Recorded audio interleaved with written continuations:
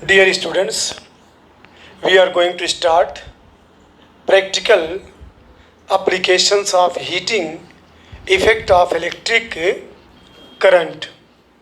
Practical applications जो हैं heating effect के इलेक्ट्रिक करंट के जो प्रैक्टिकल हीटिंग इफ़ेक्ट हैं, प्रैक्टिकल एप्लीकेशंस हैं। जब इलेक्ट्रिक करंट किसी कंडक्टर के अंदर फ्लो करता है, मूव करता है, तो उसके क्या प्रभाव पड़ते हैं, जिसका नाम हीटिंग इफ़ेक्ट के तौर पे जाना जाता है। उसके प्रैक्टिकल एप्लीकेशंस क्या हैं, ठीक है। Practical applications of heating effect of electric generation of heat in a conductor. किसी भी कंडक्टर के अंदर जो हीट का जनरेशन होता है, हीट जो पैदा होती है, इज़ एन इनइविटेबल। इनइविटेबल का मतलब नेसेसरी या लाजमी, कोई काम एकदम नेसेसरी, तो लाजमी तौर पे किसका नतीजा है? इलेक्ट्रिक करंट का। यानी इलेक्ट्रिक करंट की वजह से ही कंडक्टर के अंदर हीटिंग इफ़ेक्ट पाया जाता है। इलेक्ट्रिक करंट की वजह से किसी भी कंडक्टर के अंदर जो हीट का जनरेशन होता है, किसकी वजह से? इलेक्ट्रिक करंट की वजह से। बहुत सारे केसेस में इट इज़ अनडिज़ायरेबल, ये जो है अनडिज़ायरेबल होता है, मतलब ये चाहा नहीं जाता। As it converts useful electrical energy into heat. जब ये यूज़फुल इलेक्ट्रिकल एनर्जी को किस में बदल देता है? हीट के फॉर्म में। इन इलेक्ट्रिक सर्किट के अंदर द अनअवॉइडेबल, अवॉइड माने बचना, अनअवॉइडेबल बचा जा सके, जिससे बचा जा, अवॉइड माने बचना, अनअवॉइडेबल जिससे न बचा जा सके, ठीक है। द अनअवॉइडेबल हीटिंग, वो हीटिंग जिससे बच नहीं सकता या कोई बच नहीं सकता, can increase the temperature of the components. वो कंपोनेंट्स के टेम्परेचर को क्या कर सकता है? बढ़ा सकता है। एंड अल्टर देयर प्रॉपर्टीज़, और उनकी प्रॉपर्टी को भी बदल देता। अगर किसी कंडक्टर के अंदर हीटिंग इफेक्ट बढ़ जाए, जिसको हम चाह न रहे हैं, तो उसका नतीजा ये होगा कि कंपोनेंट का टेम्परेचर बढ़ जाएगा और उसकी प्रॉपर्टी भी बदल सकती है। इसलिए heating effect of electric current, heating effect जो इलेक्ट्रिक करंट का हीटिंग इफेक्ट है, वो हैज़ मेनी यूज़फुल एप्लीकेशंस। उसके बहुत सारे मुफीद लाभदायक एप्लीकेशंस हैं। जैसे इलेक्ट्रिक लॉन्ड्री में जो आयरन होता है, ठीक है, इलेक्ट्रिक टोस्टर, इलेक्ट्रिक ओवन जानते क्या होता है? तन्नूर, जहाँ पे रोटी बनाई जाती है। ओवन कहते हैं इनक्लोज्ड स्पेस फॉर बेकिंग, मतलब कोई ऐसा बंद बर्तन हो जिसमें क्या नाम है, कोई चीज़ सेका जाए, कोई चीज़ बनाया जाए। इलेक्ट्रिक केटल है एंड इलेक्ट्रिक हीटर है। Are some of the familiar devices, ये कुछ, ठीक है, फैमिलियर डिवाइस हैं जो किस पे काम करते हैं? जूल से हीटिंग पे। The electric heating is also use to produce light. जो इलेक्ट्रिक हीटिंग है उसका हम यूज़ करते हैं किसके लिए? लाइट को प्रोड्यूस करने के लिए। इसका काम लाइट को पैदा करना भी होता है। As in an electric bulb, जैसा कि आपका इलेक्ट्रिक बल्ब है। The filament must retain as much of the heat generated as is possible. जो फिलामेंट होता है must retain as much of the heat generated as, जितना पॉसिबल हो सकता है वो आपका फिलामेंट उतना ही हीट क्या करता है? रिटेन करता है। So that it gets very hot, ताकि ये बहुत ज़्यादा गर्म हो जाए। एंड इमिट्स लाइट, और क्या करे? आपको लाइट इमिट करे, लाइट को दे। It must not melt as much high temperature, इतना टेम्परेचर ना हो कि ये क्या हो जाए? गल जाए, मेल्ट हो जाए। A strong metal with high melting point such as tungsten, जिसका मेल्टिंग पॉइंट कितना है? 3380 डिग्री सेल्सियस। किसका? टंगस्टन का। टंगस्टन का एक स्ट्रॉन्ग मेटल है जिसका मेल्टिंग पॉइंट बहुत ज़्यादा होता है, जिसको क्या बोलते हैं, टंगस्टन। इसका इस्तेमाल किसके लिए किया जाता है, मेकिंग बल्ब फिलामेंट, बल्ब के फिलामेंट को बनाने में इसका इस्तेमाल किया जाता है।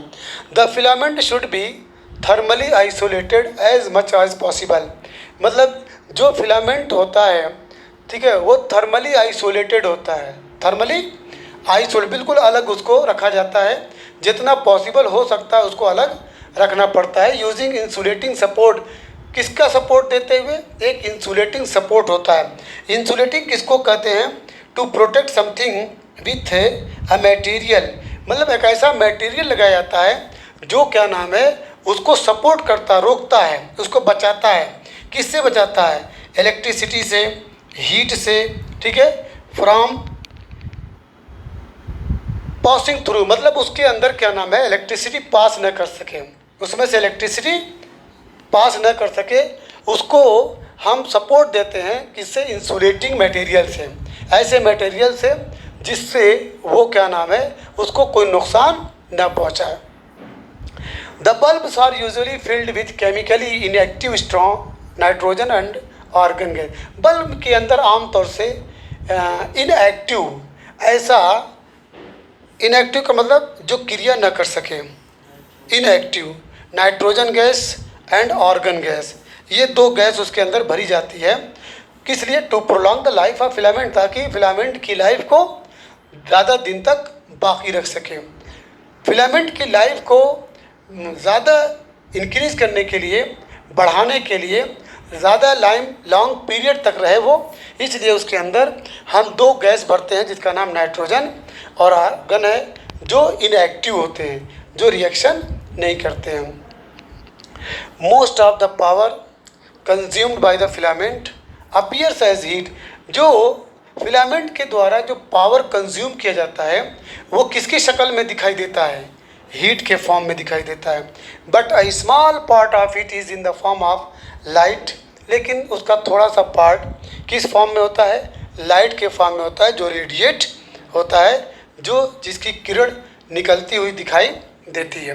Another common application of Joule's heating, दूसरा जो सबसे कॉमन इसके यूज़ हैं, इज द फ्यूज़ है। क्या है, फ्यूज़, घरों में जो हम फ्यूज़ वायर लगाते हैं, ठीक है, fuse used in the electric circuit, जो इलेक्ट्रिक सर्किट में हम इस्तेमाल करते हैं।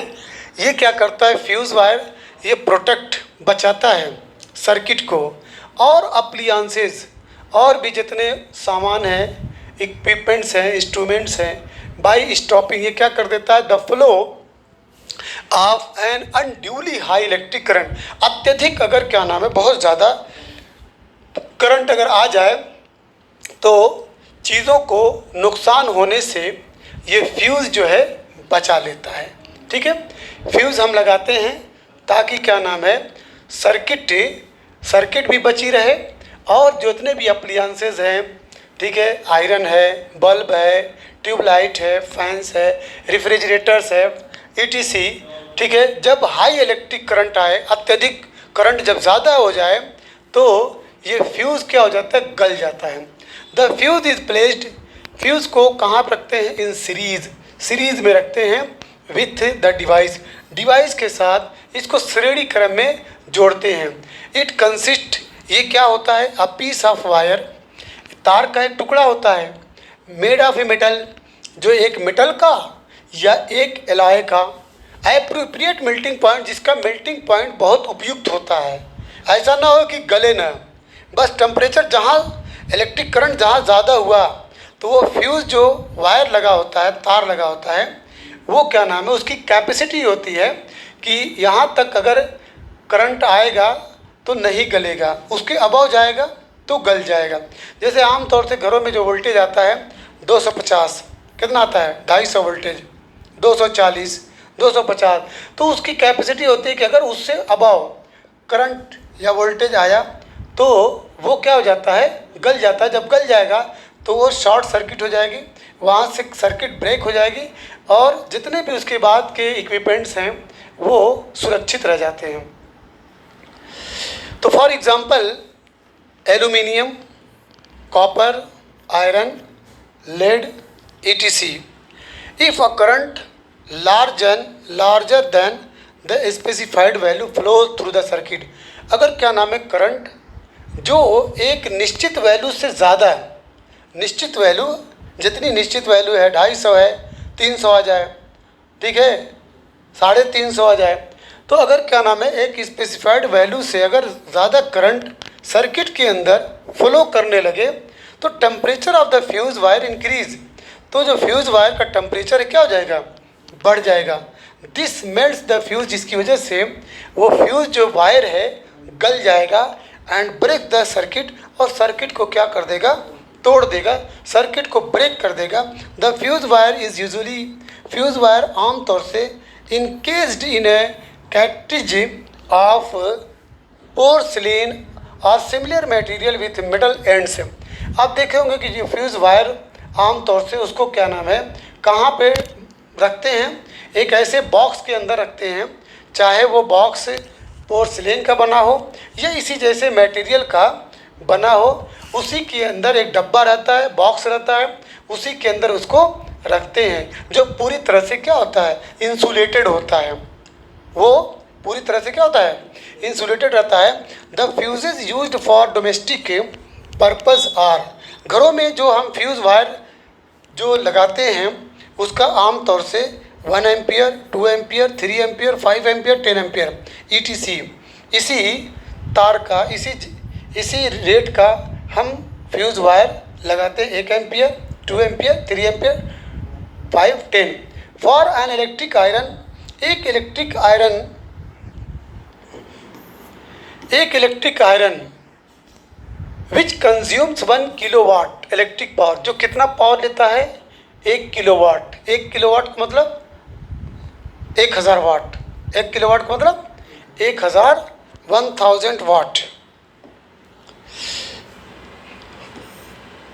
P इज इक्वल टू कितना दिया है, 1 kilo watt is equal to 1000 watts. तो एक इलेक्ट्रिक आयरन जो है इतना पावर कंज्यूम करता है। व्हेन ऑपरेटेड, जब क्या नाम है पोटेंशियल डिफरेंस या वोल्ट V की वैल्यू कितनी हो, 220, अ करंट ऑफ, तो करंट कितना होगा, तो P is equal to VI जानते हैं आप, बोलिए। तो करंट निकालने के लिए आप क्या करेंगे, P बाई V करेंगे। P आपका कितना है 1000 अपॉन V कितना है, तो इसकी वैल्यू क्या आएगी, दैट इज़ 4.54 एम्पियर। कितनी आई, 4.54 एम्पियर, ठीक है। Will flow in the circuit, तो सर्किट में इतने एम्पियर का करंट फ्लो करेगा। इस केस में अ 5 ampere fuse must be used, हमको जो फ्यूज़ वायर लगाना चाहिए कितने एम्पियर का, 5 एम्पियर का लगाना चाहिए। अब अगर बच्चों 5 से अबव होगा तो सर्किट को क्या कर देगा, वो ब्रेक कर देगा, और ये जो आयरन इलेक्ट्रिक आयरन है वो सेफ रह जाएगा, वो जलने से बच जाएगा।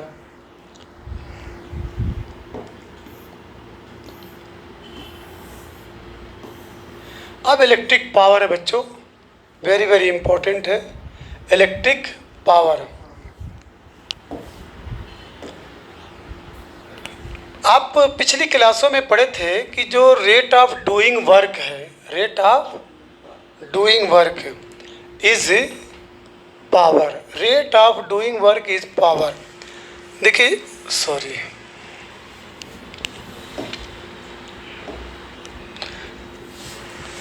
The rate of doing work, rate जब आ जाए बच्चों रेट, तो रेट का मतलब T से डिवाइड, डूइंग वर्क ये इतने का मतलब ये हुआ, ध्यान दीजिएगा। The rate of doing work is called power, ये पिछली क्लास में आप पढ़े हैं। अब this is also the rate of consumption of energy, this is also, यही जो है यही power rate of consumption energy को भी कहते हैं, rate of consumption of energy, consumption of energy, consumption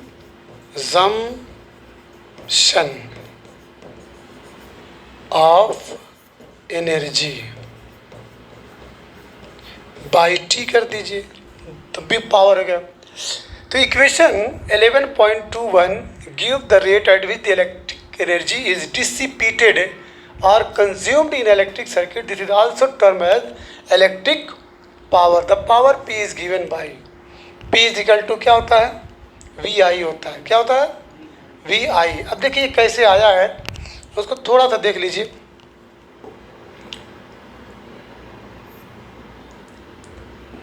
आप जानते हैं बच्चों, V is equal to W by Q होता है V is equal to W by Q. ये क्या है, पोटेंशियल डिफरेंस है। ये क्या है, पोटेंशियल डिफरेंस। इसकी definition the minimum amount of work done to move a unit positive charge from one point to another. तो V is equal to W by Q, इसको आप ऐसे भी लिख सकते हैं, W is equal to V into Q. और अभी आप अभी देखें P is equal to the rate of doing work, the rate of, अब W देखिए ऊपर लिखा है V into Q by T. अब क्या करिए, ये Q बाई टी देख रहे हैं आप, 10th शुरू में पढ़े होंगे कि क्या I is equal to Q by T. ये क्या है, electric current, electric current, the rate of flow of charge, the rate of flow of charge is called electric current. अब इसकी जगह पे क्या लिखेंगे, P is equal to Q by T की जगह पर क्या लिखेंगे, वी आई। समझ में आई बात, ये देखिए P is equal to V I. अब इसमें आप धीरे धीरे जो भी वैल्यू आप देना चाहें V को बदलते जाइए। आप जानते हैं कि Ohm's law V proportional I होता है, imply that V is equal to R I होता है। ओके, अब यहाँ पे क्या करिए, P इज V की वैल्यू रख दीजिए, P की वैल्यू रखेंगे V की, तो आर आई इंटू आई है, तो ये क्या हो जाएगा, P is equal to I square R. अब यहाँ पे पावर जो है I और रेजिस्टेंस के, यानी इलेक्ट्रिक करंट और रेजिस्टेंस के टर्म में आ गया। अभी फिर इसको लेके आइए। अब यहाँ पे जो V is equal to R I देख रहे हैं,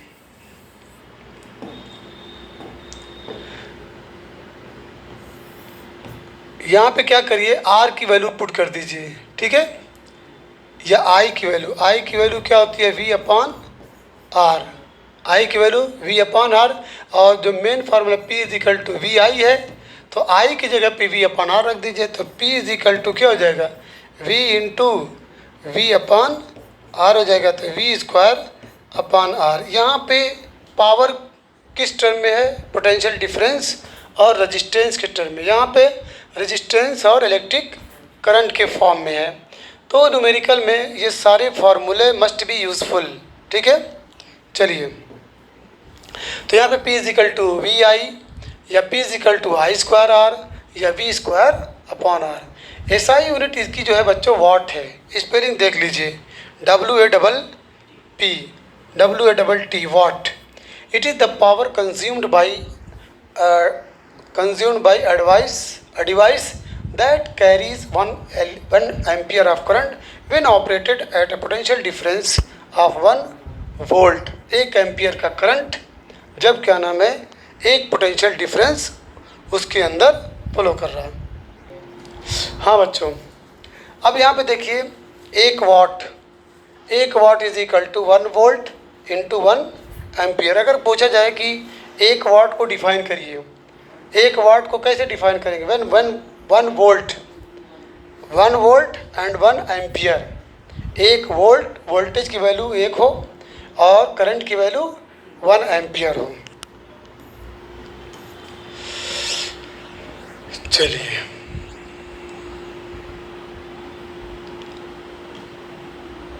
unit watt is very small. Watt जो है बहुत छोटी यूनिट है, ठीक है।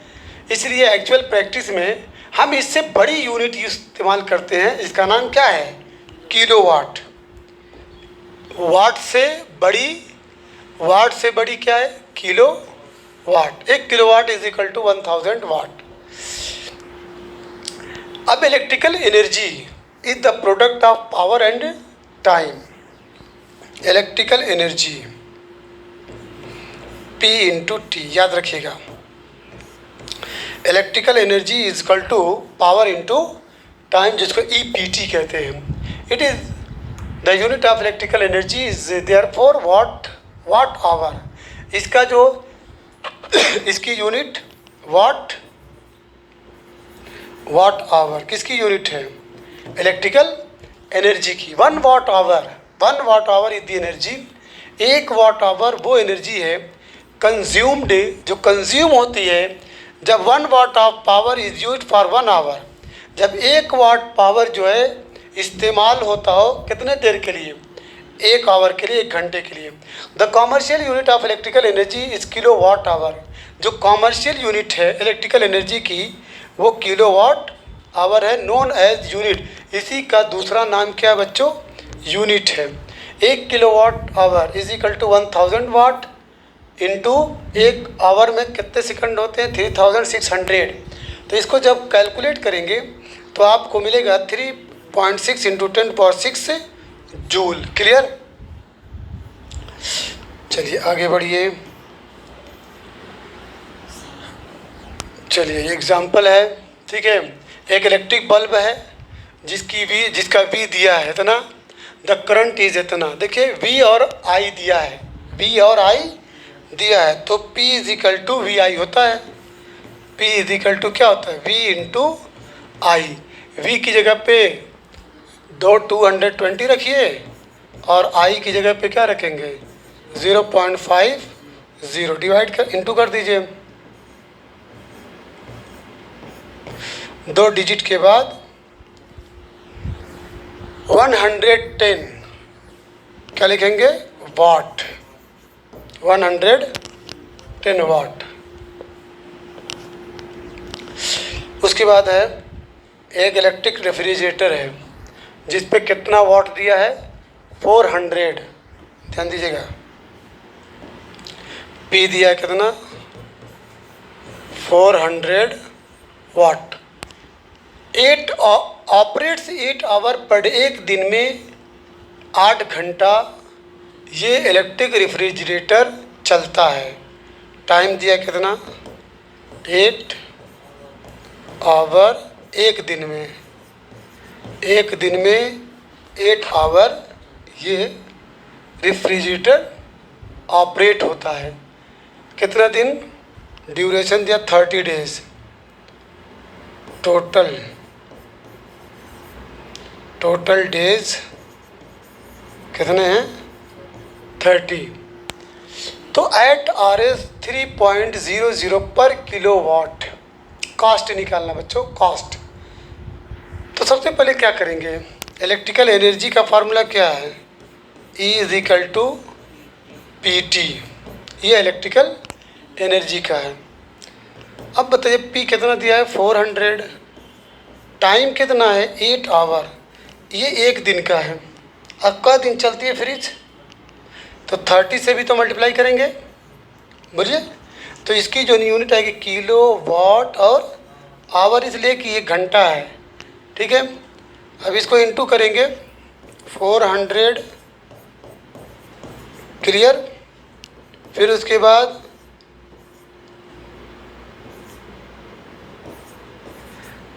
96,000 किलो वाट आवर, ये इलेक्ट्रिकल एनर्जी निकली। अब इसके बाद 1 किलो वाट आवर का 3 रुपया, 3 रुपीज़। तो क्या करेंगे? Cost, total cost is equal to 96,000 into 3।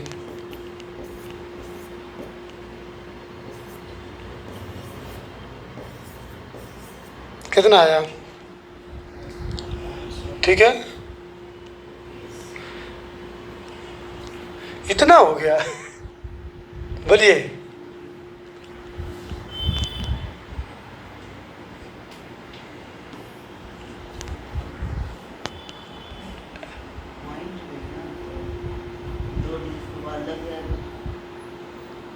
क्या चीज़?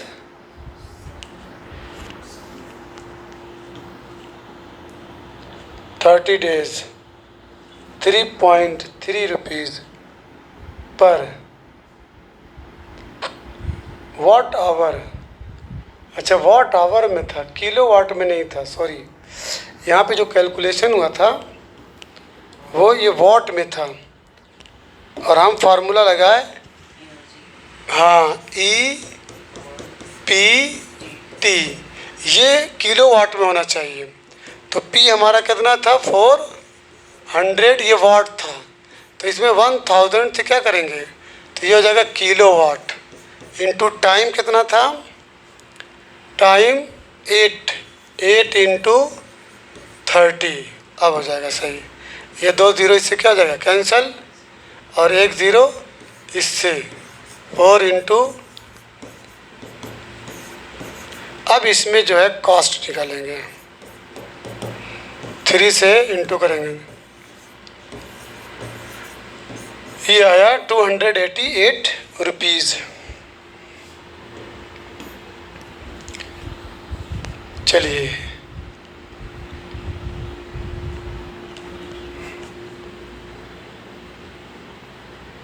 सही क्वेश्चन ये बच्चों, हैं?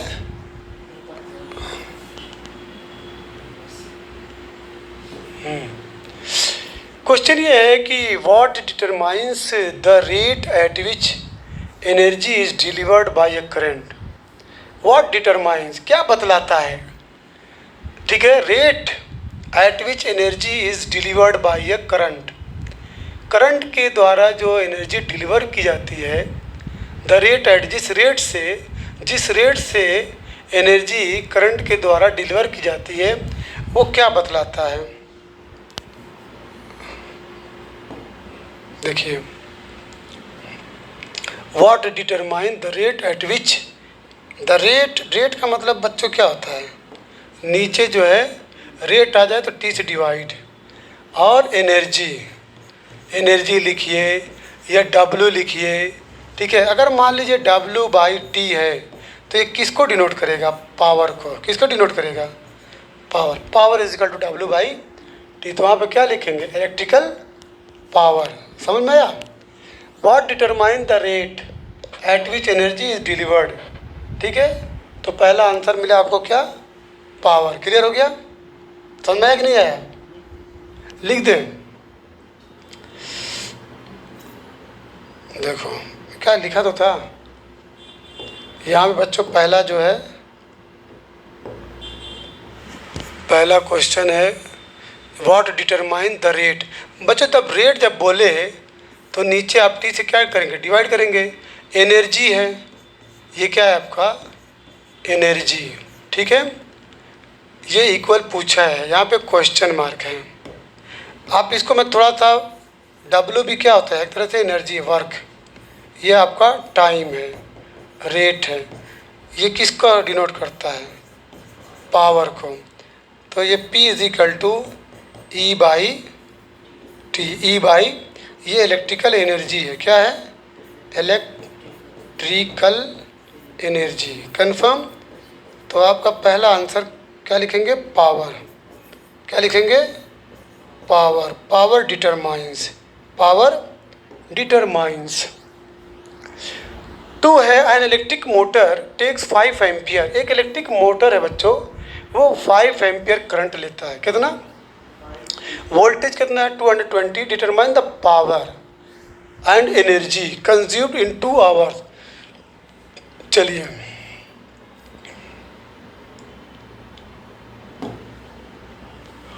Given I is equal to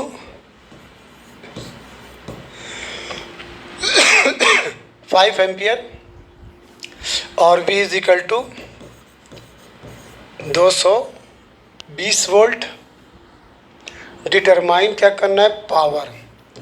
तो पावर का फार्मूला क्या है, P is equal to VI होता है। V की वैल्यू 220, I की वैल्यू 5,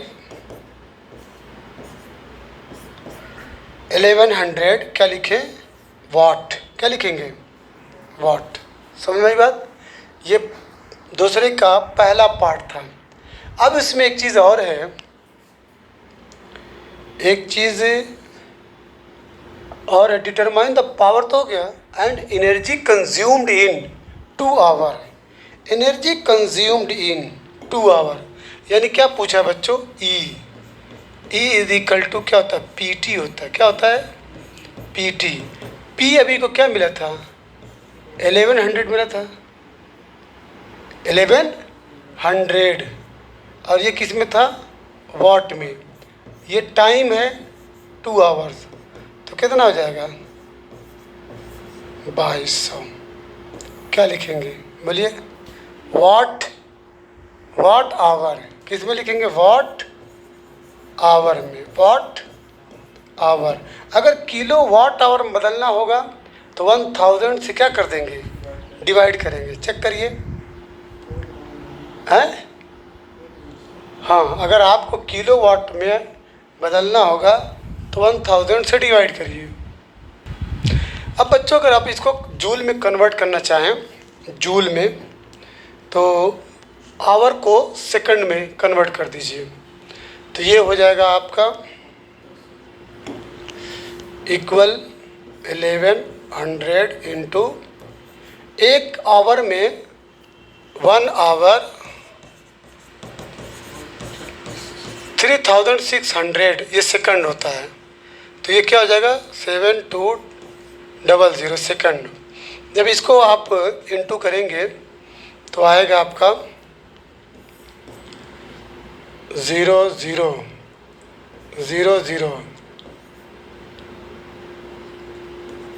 79 आया। पॉइंट यहाँ पे है, ठीक है, ये जूल में, किसमें, जूल में। अब अगर क्या नाम है, पॉइंट को यहाँ लाना चाहते हैं, यहाँ पे, तो कितना स्टेप आएगा, 1 2 3 4 5 6, तो 7.92 इंटू, ठीक है, 10⁻6, और ये आपका जूल आया। और अगर किलो वाट आवर चाहिए, ठीक है, तो फिर क्या नाम है, 1000 से डिवाइड कर दीजिए। क्लियर। चलिए अब इसके बाद जो है आगे बढ़ते हैं, एक्सरसाइजेस, जैसा कहो। चलिए, तो बच्चों कल हम लोग इसकी एक्सरसाइज 1 से लेकर के 14, 18, ठीक है, tomorrow we will finish this exercise.